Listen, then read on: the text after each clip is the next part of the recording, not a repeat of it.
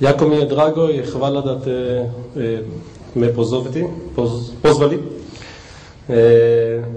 My father spent half of his life in Beograd before coming to Israel, but since my Srpski is very basic and I guess your Hebrew is not as good, we'll do it in English.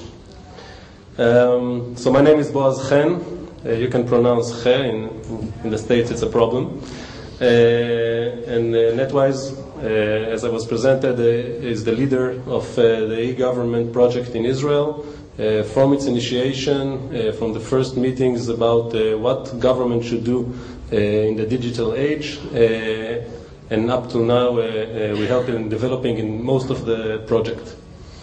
In one word about us, we take this knowledge of what we did in Israel, and you would see it's a very unique model that we've built. Due to Israel not being a big country, we created a very specific model that is tailored for countries that are emerging into the digital age.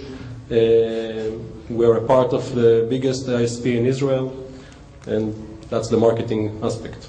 So I'm using the presentation of the ministry. My other hat is a consultant to the minister. So I'll show you the case study of Israel, how Israel presented, and my reflection about it. So we will jump between Israel government aspects and my own. I don't think I need to emphasize how e-government is important or how it can help a country. When we started, we had to face claims that internet is only for rich people and misunderstanding about how technology can help. Today, the advantage is that everybody knows how in the digital age people work, how much it could help for productivity.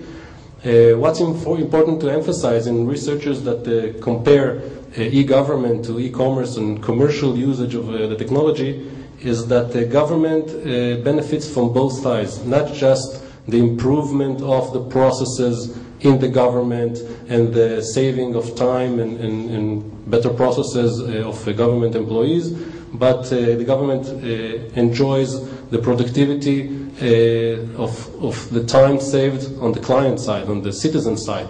So if a person, instead of wasting half a day on errands, can give more productive time, if businesses can open more amply, the government sees us in a GDP, and there's a lot of research both on Israel and on other countries how that works. What I would like to show you today is the model that we've created. The uniqueness of the Israeli government is that we took the e-government initiative as a cross-government program. We didn't want the ministries to be facing the technological, financial, security issues each by themselves and each on its own time. And we started back in the previous century to see how we can combine the efforts of the government to create a single project that will be available for the ministries to use and available for the citizens to use. The idea is to create a channel both for incoming data and outgoing data, meaning the citizen can go through the e-government and extract information from the ministries and can create transaction and give information and do things through the ministries, while every ministry keeps his line of business and his understanding about the processes inside the ministries, of course. So let's zoom in. The program running for the last 15 years deal with 3 tiers of change. The first one, most relevant, is infrastructure. Creating the infrastructure, centralized infrastructure, and we'll zoom in a minute, for this technology. The second tier is services, the services themselves. We found out it's not enough to create unified infrastructure and have ministries develop the services by themselves. We created centralized service applications that are general, and on top of them, ministries can give their services. And the third and most important, I think, is the management aspects and making this change happen through legislation and marketing and other non-technology activities. Let's zoom in. What we've done. In terms of infrastructure, the basic thing was creating a centralized data center, investing a lot in the security because this data center comes between the open environment and the open world and the most private and most secure internal systems. I can tell you, due to our political problems, that the site of the Ministry of Finance in Israel is the most attacked site in the world, more than the Pentagon. And there was no penetration documented, so we invested a lot in security. And on top of that, we've created the elementary services for internal users, for the government employees to have mail, to have surfing capabilities. We said you cannot give an online service from the government if the government employees themselves do not use this technology and do not live in the digital world, so it was very important for us. And creating the infrastructure for hosting servers and allowing ministries to put the application they built over there. That wasn't enough, and we went into the service layer. In the service layer, in the central column, you can see the three big projects we've done.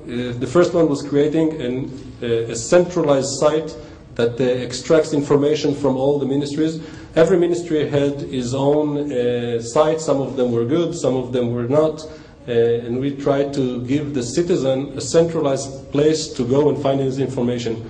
In many cases, we found people doesn't even know which agency or which ministry deals with a certain issue. And we saw that happening around the world again and again, so I guess it's a problem here too.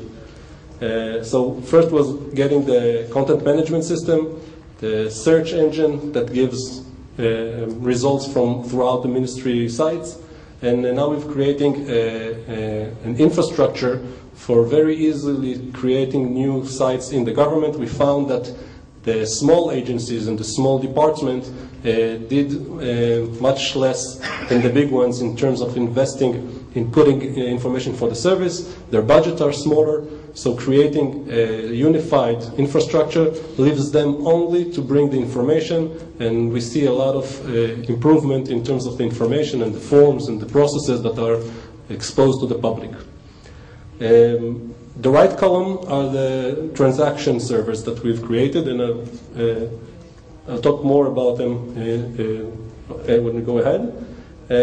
We saw that there are certain activities that are similar across the government. Every ministry has its flavors, but we've created the infrastructure for the unification of e-payments and forms delivery, the way we give forms to the public, the way we get forms back and put it inside the government systems, and the process of tenders and procurement. All those processes are quite similar throughout the government, and now I can say throughout governments around the world. And giving the right platform and flexible enough for the difference between the ministries, the agencies, could give a lot of benefit in opening those processes. The third layer, performing the change, dealt both inside the government and towards the public. We dealt a lot with the organizational and methods and how to keep enough power and enough flexibility in the ministries, and how, on the other hand, to be able to create centralized processes where they are needed and when they are applicable. Legislation, this centralized body changed legislation about digital signing, about privacy, instead of every ministry tackle that by itself. And we are running cross-government projects. I will talk about it later. And on the side of the public, activities that are not usually done by government, like marketing, was really important here to make people know that the services are there. After we spent a lot of money on putting services, we found out on several services that citizens didn't even know they're there. So we had to invest on that and support customers, create call centers for people who are starting to go online. And we found again and again throughout the world that e-government is a good facilitator for the public to go into the digital age.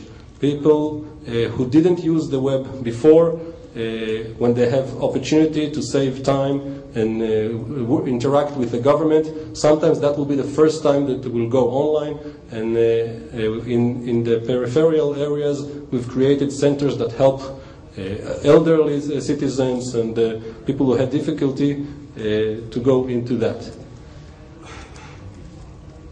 I try to create a retrospective evolution of the project, the way I see it.